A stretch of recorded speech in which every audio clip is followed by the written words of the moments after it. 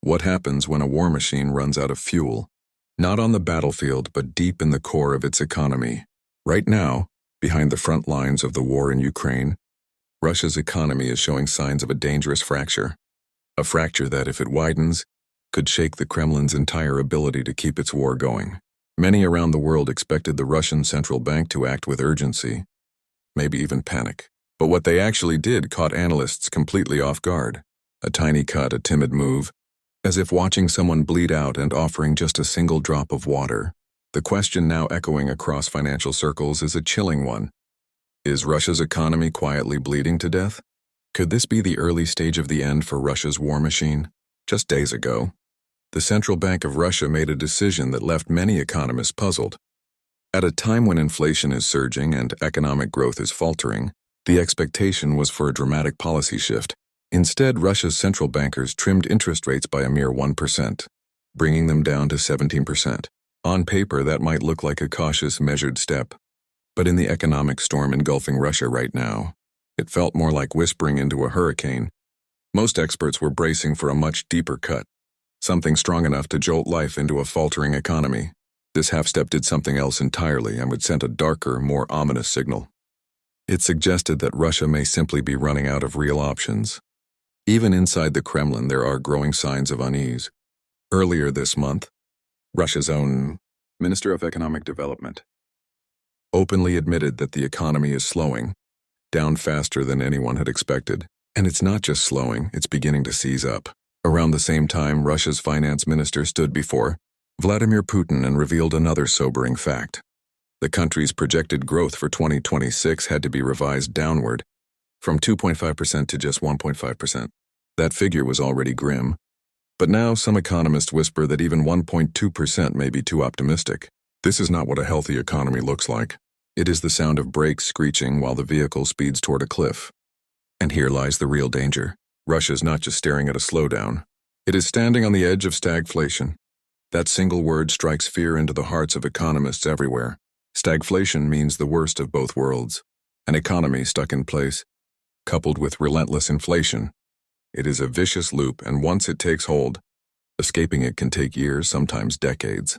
The warning came from a source the Kremlin cannot easily dismiss, the CEO of Sberbank, Russia's largest bank. He declared that the country has now slipped into what he called technical stagnation. In simpler terms, Russia's once roaring engine of growth is stalling. And for a country trying to bankroll one of the most expensive wars of the modern age, that is more than a problem, it is an existential threat. And the financial bleeding doesn't stop there. The latest numbers from Russia's Ministry of Finance reveal something even more alarming. Between January and July, Russia's federal budget deficit swelled to 4.88 trillion rubles. That's roughly 61 billion US dollars. Let that sink in. This number has already blown past the full year deficit target that had been set for 2025. In other words, halfway through the current year, Russia has already lost more money than it had planned to lose in an entire future year. The Kremlin now faces an impossible arithmetic problem: somehow claw back billions of rubles in the second half of the year to stay within its targets. The hard truth is that's simply not going to happen. Russia's war chest is hemorrhaging, and the timing could not be worse. Because just as spending shoots upward, the country's income stream is shrinking. For decades, Russia's economy has rested on one main pillar: energy exports.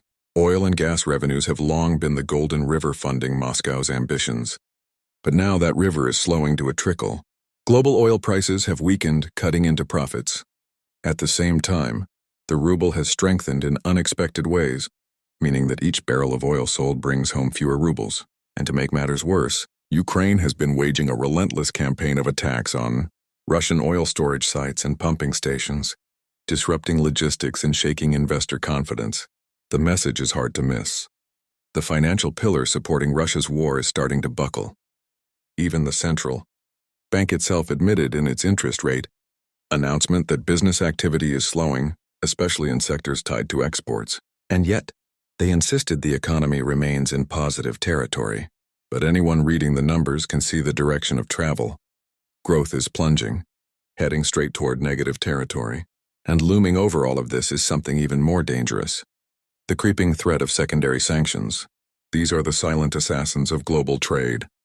Unlike direct sanctions, which openly target a country, secondary sanctions threaten any other nation or company that continues doing business with the sanctioned state.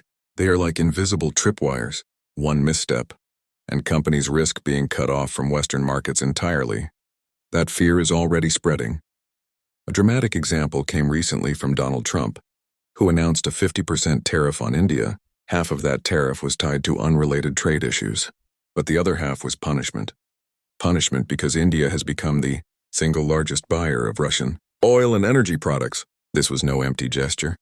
It was a shot across the bow, a warning to every country still funneling cash into Russia's war economy, that they could be the next target. If secondary sanctions continue to expand, they could choke off Russia's last remaining lifelines of foreign revenue. And the most chilling part is this: the pressure campaign is still in its early stages. The consequences for the war are massive. Every bullet fired, every missile launched, every tank repaired, all of it is paid for by Russia's economy. And right now, that economy is showing unmistakable symptoms of internal bleeding. Factories producing weapons and military vehicles are experiencing uneven business activity, particularly those that depend on exports. The ruble's unpredictable swings make it harder to plan for long-term procurement. Massive budget deficits are forcing the government to slash spending in some sectors just to keep the war effort afloat in others. It's like trying to patch holes in a sinking ship by ripping pieces off the hull.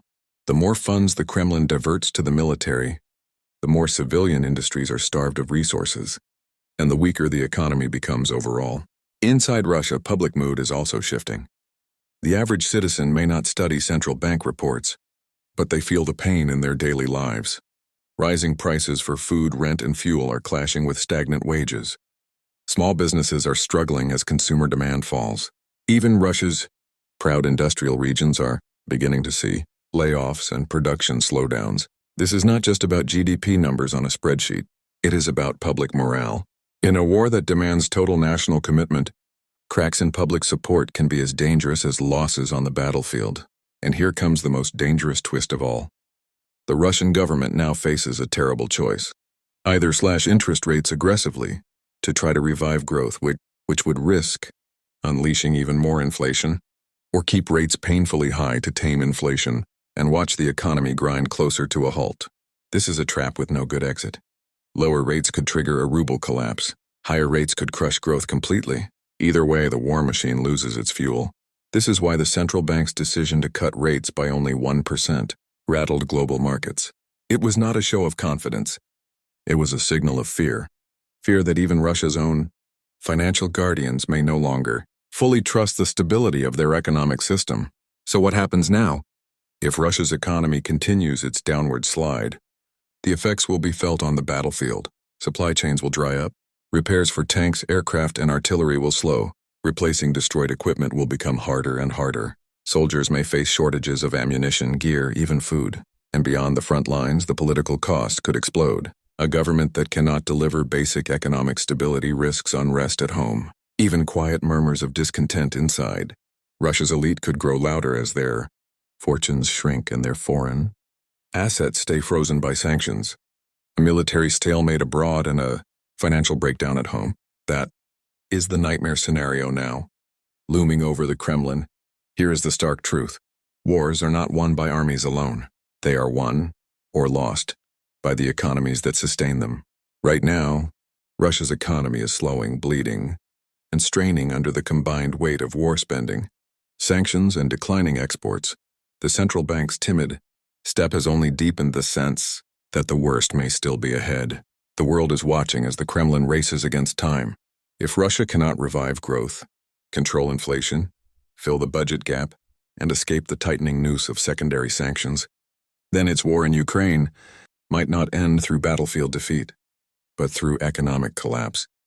The fighting may be happening hundreds of miles away, but the real front line, the one that could decide the entire war, might be the fragile balance sheets in Moscow. As the cannons roar in Ukraine, the quiet ticking of economic crisis grows louder and louder inside Russia. The question is no longer whether the Kremlin can keep fighting. The question is how much longer it can keep paying for the fight before the money runs out, and the war effort falls under its own weight, because if the economy falls, everything else will follow.